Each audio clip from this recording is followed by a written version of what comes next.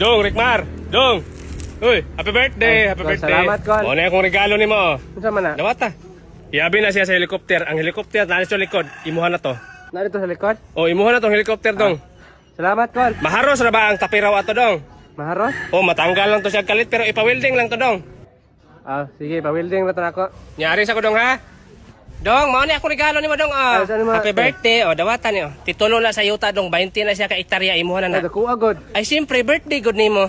Sige, salamat kayo ni ate. Ari sa ko, Dong, ha?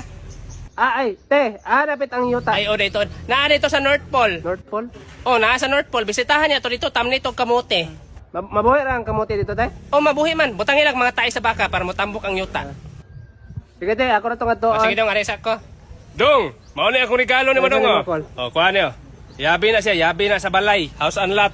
Ihatag na ko nimo. Mao na ang yabi? O, mao na yabi sa mga portahan. Hala, ingnon lang tikadaanan eh. Tingtungang gabi ra ba, Dong, naay white lady magsuroy-suroy. Napit dito. O, pero dili man siya manghilabot. Binli lang siya bahaw, Dong. Sige. Happy birthday, Dong, ha? Anyari sa ko, Dong. Sige, Kol, salamat kay Kol. Hoy, Rickmar.